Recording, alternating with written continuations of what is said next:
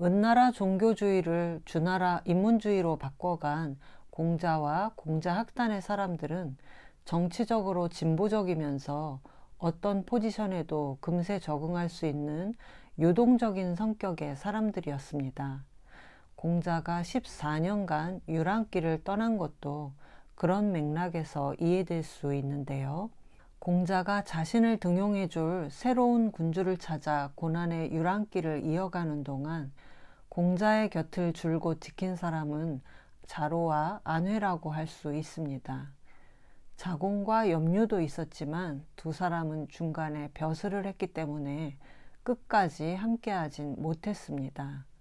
14년이 지나고 유랑이 끝나도록 공자는 결국 자신을 받아줄 군주를 만나지 못했죠.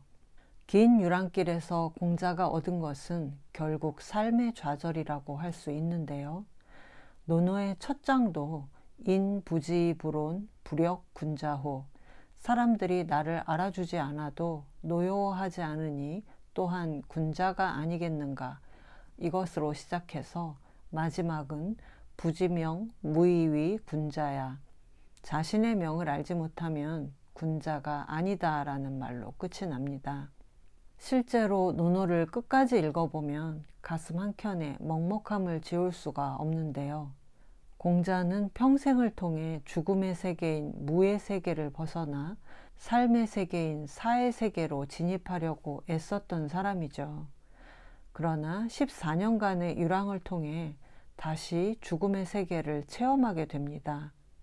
실제로 죽을 뻔한 고비도 몇 번이나 넘겼는데요. 공자는 이런 경험을 통해 새로운 삶의 의미를 발견하고 새로운 자각을 하게 됩니다. 그것은 바로 공자의 몸에 배어있는 사문, 주나라 인문에 대한 자각이었죠.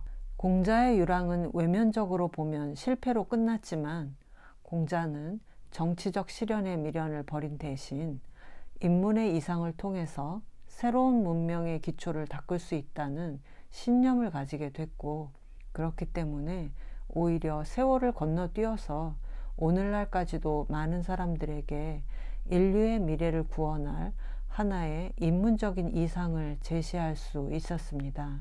정치적 꿈을 접고 노나라로 돌아온 공자에게 많은 제자들이 몰려들어서 3천 제자가 있었다고 하는데, 그런 공자의 제자 중에서 자로와 함께 공자의 곁을 지켰던 안회는 초기 제자인 안로의 아들이었습니다. 안로는 자로보다도 3살이나 위였는데 안로가 공자집 근처에서 살았기 때문에 안회는 어려서부터 공자의 사랑을 받고 자랐을 것입니다.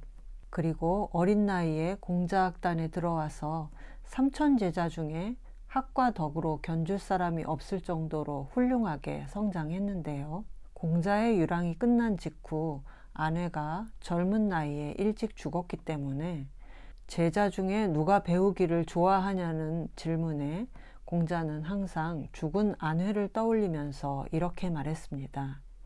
안회라는 아이가 배우기를 좋아했는데 불행히도 일찍 죽었습니다. 아내는 원래 한 주먹의 밥과 한 모금의 물로 누추하게 살면서도 그 안에서 즐거움을 느끼는 그런 사람이었죠. 그래서 공자는 논어 곳곳에서 안회를 그리워하고 아내에 대한 칭찬의 말을 남기고 있는데요. 공자학단의 많은 제자들 가운데서도 가장 뛰어난 안회가 공자의 사상을 계승할 적임자였지만 안회의 죽음으로 인해 공자의 사상은 단절될 위기에 처하게 됩니다. 안회가 죽었을 때 공자는 하늘이 나를 버리셨다고 울부짖었는데, 공자는 아내의 죽음으로 인해 자신의 학문과 사상을 전달할 방법을 잃었다고 생각했던 것이죠. 아내가 죽고 나서 2년 뒤에 자로가 위나라에서 죽었을 때 아마도 공자는 자신의 죽음을 예감했을 것입니다. 결국 공자는 자신의 뒤를 이어줄 후계자가 없는 쓸쓸한 죽음을 맞이했고, 공자의 죽음과 함께 공자의 사상과 학문은 단절되었습니다. 공자는 세속적으로 아무것도 남기지 못했고 단지 끝없는 호학의 가르침만을 유산으로 남겼던 것이죠. 그런데 도울 선생님은 이 단절이 공자에겐 오히려 축복이었다고 하시는데요. 이런 단절이 있었기 때문에 향후 모든 것이 다시 시작될 수 있었고, 오늘날까지도 논어를 생생하게 읽을 수 있는 어떤 여백이 만들어졌다고 보십니다. 한 사람이 공자의 사상을 매끈하게 정리하지 않았기 때문에 오히려 공자 사상의 본 모습이 그대로 남아있을 수 있었다는 것이죠. 도올 선생님은 또 논어를 선이라고 하시는데요.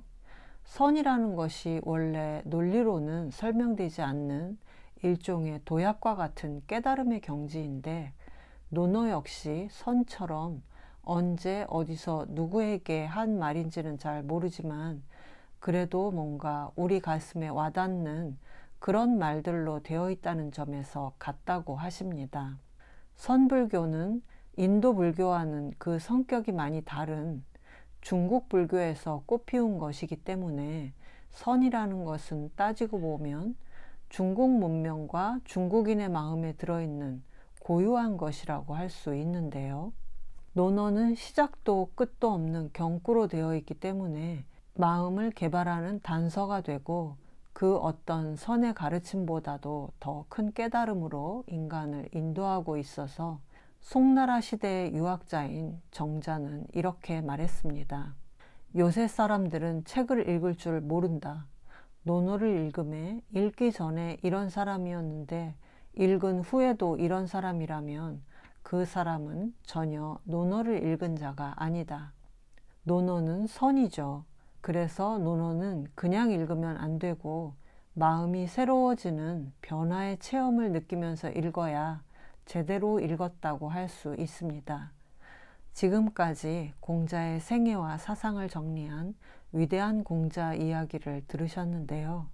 이제 공자의 위대한 사문의 세계를 찾아서 지적인 기쁨이 있는 긴 여행을 논어 속으로 함께 떠나보겠습니다.